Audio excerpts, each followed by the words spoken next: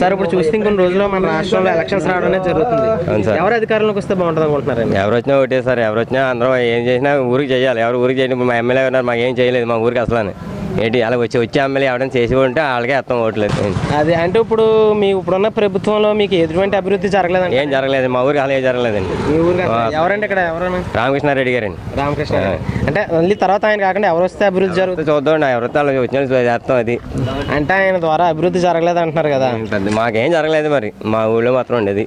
అంటే ఇప్పుడు జగన్ గారికి అయితే ఒకవేళ కొంతమంది ప్రజలు మార్పు కోరుకుంటున్నారు, ఆయన వస్తే ఏమైనా అభివృద్ధి జరుగుద్ది అనుకుంటున్నారండి? చూద్దాం, ఆయన వస్తే మంచిదే కదండి. ఆయన వస్తే అభివృద్ధి జరిగితే ఆయనకి అర్థం ఉండేది. అంటే ఈసారి రామకృష్ణారెడ్డి గారు కాకుండా మీ ఊరు ఎమ్మెల్యే కాకుండా వేరే ఒకరు ఎవరైనా వస్తే బాగుంటుంది అనుకుంటున్నాను. ఆయన ఏ పార్టీ సార్? తెలుగుదేశం అండి. తెలుగుదేశం. సో తెలుగుదేశం పార్టీలో ఇక్కడ అభివృద్ధి సరిగ్గా జరగలేదు? ఏం జరగలేదండి మా ఊళ్ళో. సార్ అంటే నెక్స్ట్ ఎవరు వస్తే బాగుంటుంది? తెలుగుదేశం జరగలేదు అంటున్నారు, వైసీపీ అలాగే జనసేన పార్టీ. ఎవరు వస్తారో మరి ఇంకా తెలియదు కదండి, ఎవరికి ఇస్తారన్నది. అంటే ఇప్పుడు జనసేన పార్టీని చూసుకున్నట్లయితే రాజకీయాలు ఆయన ఏమైనా ప్రభావం చూపించగలరంటారండి? ఇంకా అది మాకు తెలియదండి. ఇప్పుడు చూస్తే మనకి ఇంకొన్ని రోజులు ఎలక్షన్లు అనేవి రావడం జరుగుతుంది. ఇప్పుడు దాకా ఉన్న ప్రభుత్వాన్ని చూసాం, మళ్ళీ ఏ ప్రభుత్వం అధికారంలోకి వస్తే బాగుంటుంది అంటారు? అంటే గత 5 సంవత్సరాలు జరిగిన 5 సంవత్సరాలు కాంగ్రెస్ పార్టీ అధికారంలోకి వచ్చింది కాబట్టి అప్పుడు రైతులకి జస్ట్ డ్వాక్రా రుణాలు, తర్వాత వచ్చి మన వ్యవసాయ బోర్లు సంబంధించి కరెంటు బిల్లులు అన్నీ మరి గత వైఎస్ రాజశేఖర రెడ్డి గారు చేసిన కార్యక్రమాలు మరి మాకు నచ్చినాయి కాబట్టి ఆ రోజున అలా జరిగింది. ఆయన నెగ్గారు. గతంలో మళ్ళీ టీడీపీకి అనుకూలంగా ప్రజలు ఆయన చెప్పిన పథకాల ప్రకారంగా ఆయన డ్వాక్రా రుణాలు కొడతామని, రైతు రుణాలు మాఫీ చేస్తామని ఏదో ఆయన కోరిక ఆయన చెప్పారు. తర్వాత కూడా ఏంటంటే కొన్ని జరిగినాయి, కొన్ని జరగలేదు. అయితే ఇప్పటికీ కూడా జనాల్లో రకమైన ఇది ఉంది. అంటే ఆ రోజునాడు జరిగినాయి, ఈ రోజునాడు జరగలేదు, అన్నీ క్లియరెన్స్గా కూడా అవ్వలేదండి. అయితే ఏంటంటే ఇప్పుడు ఉన్న ప్రజెంట్ ప్రకారంగా అయితే ఒక 5 సంవత్సరాలు ఒక పరిపాలన జరిగింది, ఒక 5 సంవత్సరాలు ఒక 5 పరిపాలన జరిగింది కాబట్టి ఇప్పుడు నెక్స్ట్ వచ్చేది ఏంటంటే మాకు రైతు పరంగా, ఒక కూలీ పరంగా, ఒకవేళ కార్మిక ప్రకారంగా కూడా అయితే ఏదైనా ఇప్పటికీ ఒక 5 సంవత్సరాల పరిపాలనలో జగన్ సీఎం చేస్తే బాగుంటుందని మేము అనుకుంటున్నాం. అంటే ప్రజలకే, కార్మికులకి, తర్వాత అందరికీ, నిరుపేదలకే అందరికీ ఒక రకమైన ఒక చదువుకుని పిల్లలకి కాడి నుంచి కూడా అంటే గతంలో ఒక 10th క్లాస్ చదువుకుని కాలేజీకి వెళ్ళే కుర్రోడికి గతంలో ప్రభుత్వం ఎంత ఇచ్చింది, గత ప్రభుత్వం 5 సంవత్సరాల కింద జరిగిన ప్రభుత్వం ఎంత ఇచ్చింది అంటే ఫీజు రీయింబర్స్మెంట్ విషయంలో. అలాగా ఇప్పుడు మాకేంటంటే మేమంటే ముసలోళ్ళం అయిపోయిన వయసులో చిన్నోళ్ళమే, కానీ మా పిల్లలు చదువుకుంటున్నారు కాబట్టి మా పిల్లల భవిష్యత్తు కొరకు మా పిల్లలకి గతంలో చేసిన దానికి ఇప్పుడు చేసిన దానికి బేరీ చేసుకున్నట్టయితే ఇప్పుడు మాకు వచ్చి పార్టీ కరెక్ట్గా మా పిల్లల చదువులు అంటే ఒకవేళ డిగ్రీ అవ్వచ్చు, ఒకవేళ పై చదువులు చదవచ్చు, ఒకవేళ చిన్న చదువులు చదువుకోవచ్చు, వాళ్ళకి మాకు ఎవరైతే ఇదిగా ఉంటారో వాళ్ళకి చేద్దామని మేము అనుకుంటున్నామని మా ప్రజల తరపునే. పార్టీలు అన్నీ ఉన్నాయి. చూస్తే మన తెలుగుదేశం ప్రభుత్వం అనేది అధికారంలో ఉంది 5 సంవత్సరాలు. ఈ పరిపాలన ఎలా అనిపించిందండి మీకు? అభివృద్ధి పదాన్ని అంటే మా కొరకు వచ్చేటప్పటికి అసంతృప్తిగా ఉందండి. ఇక్కడ అసంతృప్తిగా అంటే ఇప్పుడు చూస్తే ఇప్పుడు జగన్ గారి ప్రభుత్వం రావాలని అంటున్నారు. అంటే ఎందుకంటే మాకు పెట్టిన పథకాలను బట్టండి, మాకు ఇలా అలా అని లేదు. జగన్ గారు రావాలా, లేదంటే జనసేన అని, ఒకవేళ టీడీపీ అని, ఒకవేళ కాంగ్రెస్ అని, బీజేపీ అని కాదని మా ప్రజలు అందరూ కష్టపడి లబ్ధి పొందాలనే దీని విషయంలో మాకు మట్టికి కరెక్ట్గా అంటే ఇప్పుడు ఈయన పెట్టిన పథకాల ప్రకారంగా మాకు జగన్ రావాలని మేము అనుకుంటున్నాం. అంటే ఇప్పుడు పవన్ కళ్యాణ్ గారు కూడా రాజకీయాల్లోకి వచ్చారు, ఆయన ఏమన్నా ప్రభావం చూపించగలరంటారా? ఆయన ప్రభావం కూడా ఉండొచ్చండి. ఎందుకంటే ఆయన పథకాలు రేపు పొద్దున్న ఇప్పుడు మేనిఫెస్టో ఒక్కొక్కరు ఒక పార్టీ ఒకలా పెడుతుందండి, ఒక పార్టీ ఒకలా పెడుతుంది, ఒక పార్టీ ఒకలా పెట్టి ఏ పార్టీ మేనిఫెస్టోలో ప్రజలు కూడా ఇన్నాళ్ళగా ప్రజలు ఇది అవ్వట్లేదు కదండి. ప్రజల నాడి కూడా అందరూ తెలుసుకుంటున్నారు. నాడిలో ప్రకారంగా ఏంటంటే మన ప్రజలు ఎవరికి ఓటేస్తే మనకు ప్రయోజనం జరిగిద్ది. ఫస్ట్ ఏం మాట్లాడాము, ఫస్ట్ మాట్లాడిన మాటలు వెనకాల మనం అమలు చేసామా లేదా అన్న దాని గురించి మనం మాట్లాడుకోవాలి. అంటే ఇప్పుడు చూస్తే ఇప్పుడున్న పరిస్థితుల్లో జగన్ గారు అయితే మార్పు వస్తుంది అభివృద్ధిలో అని చెప్పి గత 5 సంవత్సరాల పార్టీ పరిపాలనలో మనకు చెప్పిన పథకాల్లో ఏది పర్ఫెక్ట్గా నెరవేరలేదండి. సో అంటే పర్ఫెక్ట్గా నెరవేర్ల జగన్ గారు వస్తే ఇదంతా మారుతుంది అని. ఆయన ఏంటంటే ఆయన చెప్పిన పథకాలు కూడా గత 5 సంవత్సరాల్లో ఈయన చూసామండి. ఈ 5 సంవత్సరాలు ఈయన ఏం చేస్తాడో చూడాలి కదా మనం. సో అంటే జగన్ గారికి ఒక అవకాశం ఇస్తే బాగుంటుంది. అవకాశం ఇస్తే మళ్ళీ ఆయన మాకు ప్రజలందరికీ ఏం చేస్తారో మనం కూడా చూడాలి కదండి. దాని గురించి మేము అంటున్నామండి. అదే అన్న, ఇప్పుడు చూస్తే ఇంకొన్ని రోజులు మన రాష్ట్రానికి ఎలక్షన్స్ అనేవి రాబోతున్నాయి. ఇప్పుడున్న పరిస్థితుల్లో ఏ పార్టీ అధికారంలోకి వస్తే బాగుంటుంది అనుకుంటున్నాను? జనసేన అధికారంలో వస్తే బాగుంటుంది. ఎందుకని జనసేన అని అనుకుంటున్నాను? అన్ని పవన్ కళ్యాణ్ 100 కోట్లు ఆదాయం కూడా ఉండి అన్నీ వదులుకుని రాజకీయాల్లోకి వచ్చాడు. ఆడికి రాజకీయాల్లోకి రావాల్సిన అవసరం లేదు. వీళ్ళు ఉందనుకో, జగన్ నేను 1,00,000 కోట్లు సంపాదించాను, చంద్రబాబు నాయుడు 1,00,000 కోట్లు సంపాదించాను అని వాళ్ళకాళ్ళు సంపాదించుకోవడమే కానీ ప్రజలు చేసేది ఏమీ లేదు. ప్రజలు చేసేది ఏం చేస్తున్నారు? మనం తీసి మనకే పెడుతున్నారు.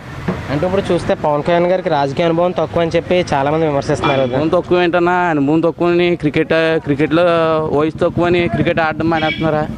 అలాగే ఆ రాజకీయంలో అనుభవం వస్తుంది. జగన్కి అనుభవం ఉందా? రాజకీయంలో కొత్తలో చంద్రబాబు నాయుడుకి అనుభవం ఉందా? ఇది 9 సంవత్సరాల అనుభవం ఉంది పవన్ కళ్యాణ్కి.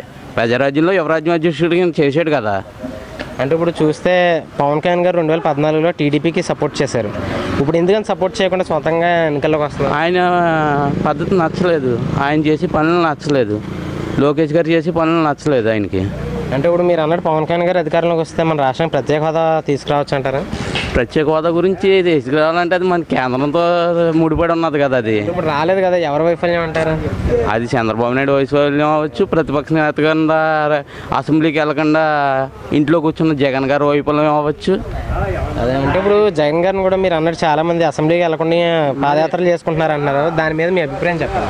అదే అంతే, ఇంకా అంతే.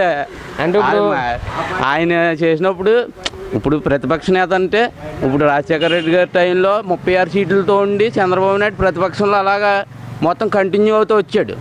68 సీట్లు వచ్చి జగన్ గారు కంటిన్యూ అవ్వలేకపోతున్నారు ప్రతిపక్ష నేత కింద. అలాంటి వాడు సీఎం కింద ఏం చేస్తాడు? అంటే ఇప్పుడు జగన్ గారి మీద కూడా చాలా అభియోగాలు కూడా ఉన్నాయి. వాటి మీద మీ అభిప్రాయం ఏంటి? మరి ఉంటాయి ఎన్ని కేసులు. మరి డబ్బు ఉన్నవాడికి అవి ఉండకపోతే ఏముంటాయి? అభియోగాలు, కేసులు. శుక్రవారం సంతకాలు ఆడడం. శుక్రవారం అసెంబ్లీ జరిగిందంటే జగన్ గారు సీఎం అయినా దాంట్లో పాల్గొనలేరు. అసెంబ్లీ జరిగిన శుక్రవారం అసెంబ్లీ జరిగినా జగన్ గారు సీఎంగా పాల్గొనలేరు అందులో పాల్గొన. అంటే ఇప్పుడు చంద్రబాబు నాయుడు గారి ప్రభుత్వం 5 ఏళ్ళు పరిపాలన చేసిన ఇది మీకు ఏ విధంగా అనిపించింది? ఏం బాగోలేదండి అసలు. అంటే మీకు సంతృప్తి అనిపించలేదా? సంతృప్తిగా ఏంటండి, ఎవరి కాళ్ళ రాజకీయ నాయకులు ఏంటంటే వాళ్ళ కాళ్ళు సంపాదించుకోవడం కానీ ప్రజలకి చేసేది ఏమీ లేదు. అంటే ఇప్పుడు మీ ఊర్లో ఎటువంటి అభివృద్ధి నోచుకోలేదని చంద్రబాబు నాయుడు గారు ముఖ్యమంత్రి అయిన తర్వాత? అభివృద్ధి అన్నది అది ఒకరు చేసేది కదండి. అది కేంద్రం నుంచి వస్తేనో రాష్ట్ర ప్రభుత్వ ఖజానా నిధుల్లో ఇస్తాడు. కానీ ఈ ఎమ్మెల్యే నా సొంత డబ్బులు ఖర్చు పెట్టి, ఆ ఎమ్మెల్యే నా సొంత డబ్బులు ఖర్చు పెట్టి ఎమ్మెల్యే ఎవడో లేడండి. ఏదైనా సరే మన డబ్బు మనకి ఇస్తున్నారు అంతే. అంటే ఇప్పుడు మీరు అన్నట్టు పవన్ కళ్యాణ్ గారు కనుక అధికారంలోకి వస్తే ఇంకా అభివృద్ధి పెరిగే అవకాశం ఉందా? అభివృద్ధి పెరుగుతాం అంటే కొత్త మార్పు వస్తుందండి అనుకుంటున్నాం మేము. మరి ఆయన ఎలా చేస్తారో. ఇప్పుడు ఏంటంటే ఆయనకు 100 కోట్లు ఉండి రాజకీయంలోకి వచ్చాడు. ఇంకా కష్టపడితే ఇంకో 20 సంవత్సరాల దాకా కష్టపడి సంవత్సరానికి 100 కోట్లు సంపాదించి కెపాసిటీ ఉంది పవన్ కళ్యాణ్కి. అన్నీ వదిలేసి రాజకీయంలోకి వచ్చారు. అంటే ఇప్పుడు పవన్ కళ్యాణ్ గారికి అయితే అనుభవం తక్కువ అనుకున్న కొంతమంది ప్రజలు ఏంటంటే చంద్రబాబు నాయుడు గారు పోలవరం అని, ఇలా అన్నా క్యాంటీన్ అని, నిరుద్యోగ వృత్తి అని పథకాలు ప్రవేశపెట్టారు. అన్న క్యాంటీన్ అవన్నీ ఫ్రాడ్ అండి అదంతానే. ఇప్పుడు ఏంటంటే నిరుద్యోగ వృత్తి పెట్టాడు, ఒకటికి ఉద్యోగం ఇవ్వలేదు. అన్న క్యాంటీన్ అంటున్నాడు. అన్న క్యాంటీన్ రూపాయికి తమిళనాడులో జైలలిత ఎప్పుడు పెట్టిందండి. అమ్మకి ఎలక్షన్ ముందు చేసే ట్రిక్లు అండి. అంతే ట్రిక్లే. మీకైతే పవన్ కళ్యాణ్ గారు అధికారంలోకి వస్తే అధికారంలోకి వస్తే బాగుంటుందని మేము కోరుకుంటున్నాం. సార్ ఇప్పుడు చూస్తే మన స్టేట్కి ఇంకొన్ని రోజులు ఎలక్షన్స్ రావడం జరుగుతుంది. ఎవరు సీఎం అయితే బాగుంటుంది అనుకుంటున్నాం? జగన్ గారు సీఎం అయితే బాగుంటుందని చూస్తాం సార్. జగన్ పరిస్థితుల్లో జగన్ గారు కానీ చూసినట్లయితే ప్రతి శుక్రవారం కోర్టుకు వెళ్తారు. ఆయన రాజకీయాన్ని ఏ విధంగా పరిపాలించగలరు స్టేట్ని అని చెప్పి మన బహిరంగ సభలో పవన్ కళ్యాణ్ గారు విమర్శించారు. దానికి మీ అభిప్రాయం? ప్రతి రాజకీయ నాయకుడు కూడా అవినీతి ఆరోపణలు ఎదుర్కొంటున్నారు సార్. ఇప్పుడు ప్రతి ఒక్కరు కూడా అవినీతి అనేది జరుగుతుంది. దానికి పెద్ద ఇంకా నిరూపణ అవ్వలేదు కాబట్టి నిందలేయడం సరికాదు. కోర్టు ఏమన్నా నేను తప్పుగా శిక్షిస్తే అప్పుడు జైలుకి వెళ్తే అప్పుడు నేను అంటే ఆల్రెడీ జైలుకి వెళ్ళి వచ్చారు కదా. జైలుకి వెళ్ళి వచ్చినా ఇప్పుడు 16 కేసులు కొట్టి పడేశారండి. దానివల్ల దానికి పెద్ద అభ్యంతరం ఏం లేదు, దానివల్ల పెద్ద నష్టం ఏం లేదు. అదే ఇప్పుడు చూసినట్లయితే చంద్రబాబు నాయుడు గారి హయాంలో అభివృద్ధి కన్నా అవినీతి ఎక్కువ జరిగిందని చెప్పి పవన్ కళ్యాణ్ గారు అలాగే జగన్ గారు కూడా విమర్శించడం జరిగింది. అది ఎంతవరకు కరెక్ట్ అంటారు? అది నిజమండి, జరిగింది, అవినీతి అయితే జరిగింది, కానీ దాన్ని ఇంకా ప్రజలు ఎవరు బయట పెట్టలేదు. ఇప్పుడున్న ప్రభుత్వ పరిపాలన ఏ విధంగా అనిపించింది అన్న మీకు? ఇది పర్లేదండి, సమర్థవంతమైన పాలన అనిపించింది. అదే ఇంకా బెటర్గా డెవలప్ అవ్వాలంటే ఇంకేం చేయాలంటారు? జగన్ గారు వస్తే ఒకసారి బాగుంటుందని చూస్తున్నాం. జగన్ గారు ఇప్పుడు జగన్ గారి విషయాన్ని చూసుకుంటే ఆయనకి రాజకీయ అనుభవం తక్కువ, ఆవేశం తప్ప ఆలోచన లేదనే వ్యక్తి అని చెప్పి చంద్రబాబు నాయుడు గారు ప్రతి సమస్యలోనే అలా ప్రతి ప్రచార వెళ్ళిన ప్రతి చోట కూడా అంటున్నారు. అలాగే రాజకీయ నేరస్తుడిగా కూడా వర్ణిస్తున్నారు ఆయన. దీనికి మీ అభిప్రాయం ఏంటంటే? ఇప్పుడు జగన్ గారు ఎంపీగా చేశారండి, 2 సార్లు 10 సంవత్సరాలు ఎంపీగా చేశారు. ఆయనకి రాజకీయ అనుభవం లేదనడానికి సరిపోదండి. రాజకీయ అనుభవం ఉందండి ఆయనకి, ఎంపీగా చేశారు. స్టేట్ని ఎలా డెవలప్మెంట్ చేయాలో కూడా ఆయన ట్రై చేస్తారు. నాన్నగారు అధికారంలో ఉన్నప్పుడు ఆయనే చూసుకునేవారండి ఎక్కువ సమస్యలు, అందువల్ల ఆయన ఏమీ తోసుకొచ్చట్లేదు. అంటే ఇప్పుడున్న పరిస్థితుల్లో రాష్ట్రం ఇంకా ముందుకి నడవాలంటే ఏ విధంగా అభివృద్ధి చేస్తారనుకుంటున్నారు జగన్ గారు? జగన్ గారు ఇప్పుడు మొన్న చెప్పారండి నవరత్నాలు అని చెప్పి, ఆ నవరత్నాలని మన అభివృద్ధి చేస్తారని చెప్పి మేము అనుకుంటున్నాం. నవరత్నాలు. If you like the video, please like us and subscribe Tollywood Nagar.